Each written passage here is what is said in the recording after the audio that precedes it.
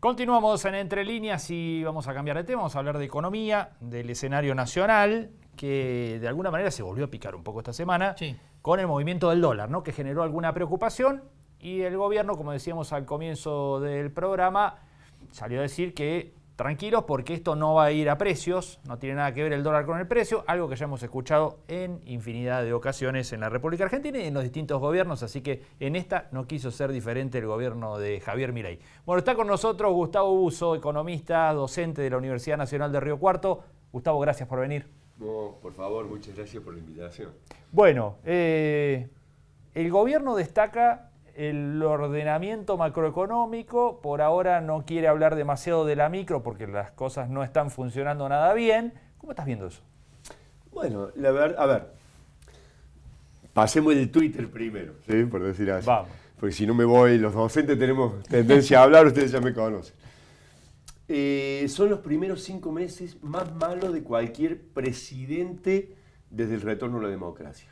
¿Sí? Objetivamente con cifras. Objetivamente duplicó la inflación, aumentó la pobreza, aumentó la indigencia, está produciendo un cientificidio, un industricidio con una apertura, y lo que nos está proponiendo también y con inconsistencia en su estrategia política para hacer aprobar leyes, porque tenés 38 votos en la Cámara de Diputados, necesita votos, pero si insultás a los gobernadores, insultás a los trabajadores, insultás a los diputados, insultaba a los principales destinos de exportación de Argentina, como China, Brasil, México, Chile, España ahora, digamos. ¿Sí? Uno dice, bueno, ¿dónde va esta estrategia? Esto genera mucha incertidumbre, no solamente a los que estamos adentro de Argentina, sino también afuera. ¿Qué viabilidad política tiene por un lado y qué consistencia económica? Entonces, dicho esto y teniendo en cuenta que venimos de 2 gobiernos anteriores, podríamos decir que fracasaron, pero este está empeorando la situación.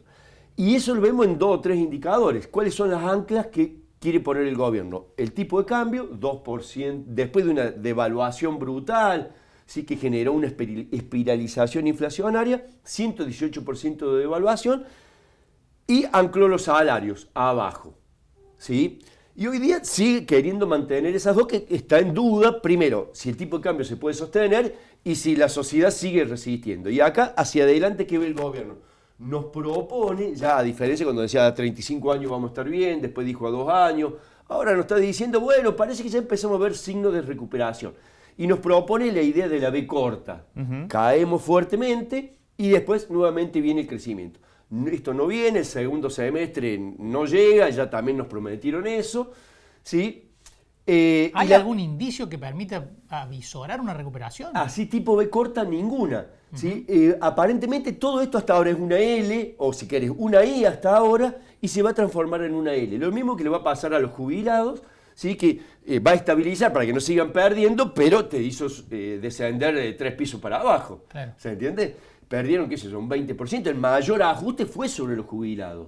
¿Sí? Fue sobre la producción nacional vinculada al mercado interno, sobre los trabajadores y sobre los derechos sociales. Esto es con tanto beneplácito lo decía y con regocijo, pero es una política de la crueldad que te está mostrando con sonrisa la motosierra, ¿sí? La motosierra a la inversión pública, 87% cayó el gasto la inversión pública en las provincias, ¿sí? Del gobierno nacional. Un derrumbe, todos los motores lo está tirando para atrás. El consumo, 20% para atrás. ¿Sí? Como decir, ¿quiénes demandan? Bueno, la familia. Cae el salario, caen las jubilaciones, caen las prestaciones sociales, un derrumbe de la demanda interna porque se derrumba el consumo, porque se derrumba el salario. En la producción, derrumbe de la industria, derrumbe de la construcción, 50% de la capacidad instalada en uso. Cayó 22 puntos en estos 5 meses, por eso el peor gobierno de los 5 meses. Nos va a dejar en una L, creo yo, lamentablemente, muy abajo. Incluso si tuviera éxito el proyecto, el RIG, la ley bases, sería ir a una neocolonia donde perdes soberanía de tus recursos estratégicos y si vamos a la dolarización, peor, te pegas un tiro en el pie, ni siquiera manejar la política monetaria, la pérdida absoluta de soberanía, el renunciamiento, como ha hecho el gobierno, a la justicia social y a la independencia económica, digámoslo en términos tradicionales, ¿sí? Esto es, digamos, no hay nada bueno porque el consumo se cae, se cae la inversión y la producción, se cae el gasto público, lo único que te queda es la demanda externa. Pero el mundo va a contramano de las políticas argentinas porque ningún país está abriendo a lo bobo, abriendo su economía como quiere hacer Argentina y flexibilizando las relaciones laborales. Pero Gustavo, se supone que alguno de esos indicadores en algún momento va a tener que ir en otro sentido, porque si no, políticamente es un suicidio. Porque la gente lo está bancando por ahora porque van 5 meses, pero en algún momento eso tiene un límite. Así es, Marcos. ¿Y a qué apunta como recuperación? Sin mercado interno no hay recuperación económica. Por eso, en términos objetivos, a ver, todos decíamos que a Argentina le vaya bien, obviamente, ¿cierto? Que se inserte en el mundo, que gane productividad, que esa productividad se distribuya entre el capital y el trabajo, que dinamice el mercado interno, que generemos competitividad para poder, mayor productividad y competitividad para exportar, y un Estado que se preocupe de la gente. Sí. Pero estamos yendo a contramano. A ver, cuando vos mirás las declaraciones de los industriales metalúrgicos, de la Cámara de Construcción, no estamos hablando del el gran exportador transnacionalizado que está contentísimo, el grupo de los 6, digamos, que abarca toda la élite económica argentina, la embajada también, están todos muy contentos, pero el consumo te explica el 75% del PBI. No hay inversión, porque no hay confianza, ¿sí? Porque el dólar, si bien no podríamos decir que está atrasado, ¿sí? Luego de la fuerte devaluación, sí viene perdiendo competitividad, se viene atrasando, pero todavía no es que hace falta una super devaluación, porque aparte atentaría nuevamente te aumentaría la inflación, ¿sí? Y te generaría más recesión. Esta inflación, como decís bien, Marcos, no es claro. Por eso, un primer punto, un límite es de la viabilidad política que tiene este ajuste que es, digamos, inhumano, ¿sí? Recesivo, regresivo, y por otro lado, sí esta política, que además creo que es un daño autoinfligido del gobierno, porque con sus políticas generó recesión y por lo tanto redistribución regresiva. Entonces, habría que dar marcha atrás, pero el gobierno no está mostrando esas señales. Está apelando a la fuerza del cielo, algo bastante esotérico, ¿sí? Está apelando a la mano invisible, ¿sí? Pero bueno, la mano invisible termina siendo muy visible porque, digamos, y cierro con esto, cuando dicen queremos acomodar los precios relativos, esto es lo que viene ocurriendo en Argentina. En los últimos 20 años tenés 10 años, llamémosle, de una década ganada, en toda América Latina, en Argentina también, 2013, y una década perdida, 2014-2024. Esto lo está empeorando, ¿por qué?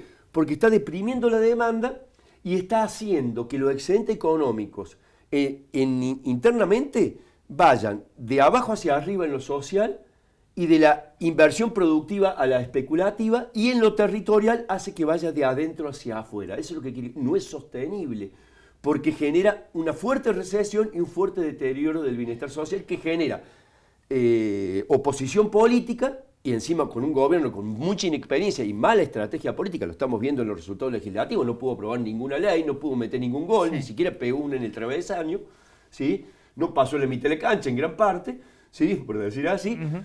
Y por otro lado tiene un condicionante de la viabilidad macroeconómica, que yo creo que este modelo genera círculos viciosos.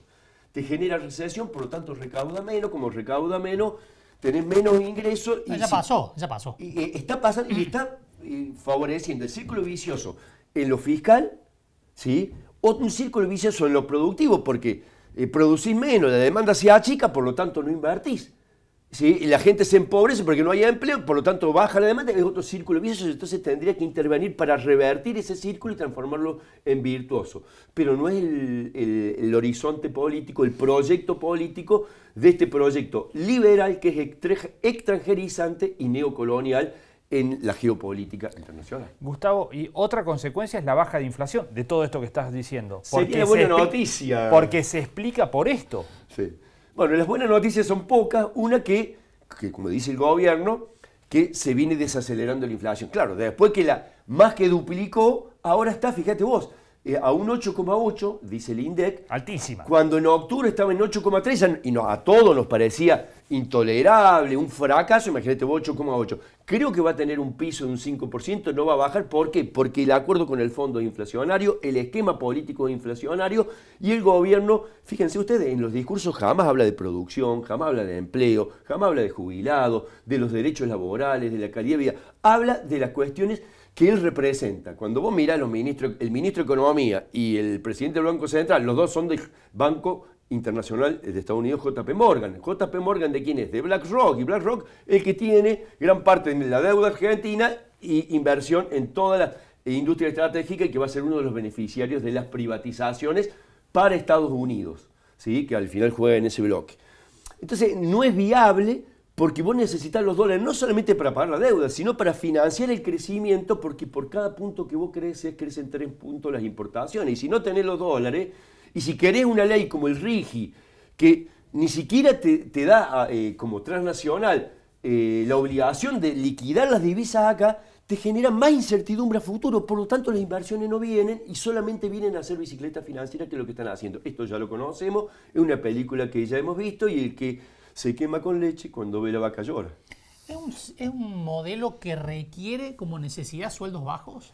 Bueno, fíjate, las dos anclas son estas. Pero está bien, digo, el tipo de cambio de salario. Sostenido. Más allá Sí. de que haya ocurrido ahora, ¿requiere salarios bajos sostenidos sin recuperación de mercado interno? Hoy día sí, y a futuro va a quedar muy bajo, incluso con un cambio de legislación laboral que quiere el gobierno, que atenta contra los derechos y de los trabajadores, ¿sí? Fíjate vos que ningún país crece. ¿Por qué no se van a invertir a Paraguay? Que es el sumum de la flexibilidad. Los países que crecen son los que tienen una fuerza de trabajo consistente, capacitada, con protección social. La flexibilidad laboral no te lleva a mayor trabajo y ser competitivo de forma espuria, esto es, sobreexplotando el trabajo con muy bajo salario, te están llevando a ser África, ¿sí? Por decir así. Exportar con salarios de hambre. Y obviamente eso no es sostenible ni en lo político, ni en lo económico, ¿sí? Y en la geopolítica internacional hay que entender que Argentina, si no lo miramos en el contexto geopolítico, ¿sí? No entendemos lo que pasa en Argentina. Y Argentina tiene que salir del unilateralismo subordinado y dependiente de Estados Unidos, Inglaterra e Israel, ¿sí? El mundo financiero, el globalismo financiero, y tiene que ir al multilateralismo, ser pragmático, ni subordinarse ni a Estados Unidos ni a China, pero sí avanzar con el bloque regional sudamericano, negociar desde ahí y cambiarle la matriz productiva y hacer la transición energética, alimenticia, etcétera, ¿sí? Que requiere Argentina y todo el mundo, ¿sí? Pero Argentina está yendo a contramano, está yendo a hacer una factoría en claves productivos en donde nos transformamos en un país bananero. Ese es el proyecto que tiene hoy la élite económica argentina, que es la propuesta, digamos, con todos sus puntos, incluso exacerbadas, que siempre tuvieron los grupos de poder en Argentina transnacionalizados vinculados a la embajada. Cuando presentan la reforma laboral, hablan de la necesidad de corregir los desequilibrios que hay en el mercado laboral, especialmente empleo negro y demás. Así es. ¿Eso se corrige con crecimiento económico o con reforma laboral? Yo creo que con crecimiento económico. Y hay que pensar la reforma laboral en un contexto de crecimiento económico, ¿sí? ¿Por qué? Porque el trabajo es el núcleo central del proceso de desarrollo. Esto es el eslabón que te vincula a la mejora de la calidad de vida, a la mejora de la productividad, en las mejoras del ingreso, que junto con la cuestión ambiental y la cuestión institucional y democrática, desde ahí tenemos que pensar qué estructura productiva necesitamos para garantizar productividad e inserción en el mundo, pero también mejora continua en los derechos y en las condiciones y calidad de vida del conjunto de la población. Si no vamos a contramano, estamos con ideas viejas y fracasadas, pre-keynesianas de hace un siglo, ¿sí? Que son ideas viejas y fracasadas, no son nuevas y exitosas. Necesitamos otro tipo de política. Por eso digo, y cierro con esto, fíjate vos, Estados Unidos, Europa, Japón, todos los países nórdicos, todos los países desarrollados están yendo a contramano de esta política. Están protegiendo la producción interna, están protegiendo el trabajo, ¿sí? Y la mejora en la inserción internacional. Acá se está abriendo la bobo, ¿sí? La economía al mundo, esto está regalando trabajo y encima estás precarizando, ¿sí? Y como decían recién, la precarización del trabajo y la caída del salario real no te garantiza crecimiento y menos un crecimiento de calidad. Por lo tanto, yo creo que no va por ahí. Ninguna teoría seria del desarrollo y el crecimiento económico que se debate hoy día, yo soy profesor de teoría del crecimiento y desarrollo, digamos, va por ese lado. Eso te lo decían hace un siglo, por eso son ideas viejas y fracasadas. El tema es que hay una oposición fragmentada y no hay un proyecto político que defienda los objetivos e intereses estratégicos de la nación y que se esté vislumbrando para poder torcer el rumbo. El tema que así no hay B corta, digamos, no hay recuperación, sino que vamos a quedar en el mejor de los casos en una L, una caída abrupta y una estabilización, una paz de los cementerios, que vamos a quedar en la parte de abajo de la L. Milei se presenta como un especialista en crecimiento económico con o sin dinero, dice. Bueno, hasta ahora no ha mostrado su expertise, podríamos decir. Ojalá tenga razón. Sin dinero, estamos sin dinero y ahí tenemos recesión económica, tenemos una inflación la más alta del mundo, ¿sí? Y tenemos una propuesta que va atenta contra el crecimiento porque atenta contra los motores que definen el crecimiento. El consumo, la inversión, ¿sí? Y que el sector público pueda ser destabilizador, digamos, de los ciclos y los shocks externos. Está sacando todos esos instrumentos y confía en esta libertad, que es un concepto abstracto, porque no se puede entender la libertad si vos no entendés las condiciones materiales de vida, las necesidades y una estructura productiva que haga viable esa satisfacción mínima pero creciente de las condiciones de vida. Entonces, hablar de libertad sin eso es hablar en abstracto. Entonces, la libertad es la entrada y salida de capitales, Argentina no lo beneficia, porque ya lo vimos en otros periodos. Entran, se valorizan y se van, pero después la deuda y la recesión le queda al conjunto de la estructura productiva y a la sociedad argentina. Gustavo, muchas gracias por venir. Por favor, gracias a usted. Muy amable. Nos vamos a una pausa, enseguida regresamos.